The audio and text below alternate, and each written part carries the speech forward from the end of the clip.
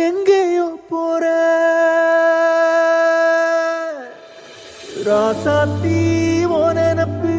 கருவ காட்டு முள்ளாச்சிடி அடியாத்தி ஓ சிரிப்பு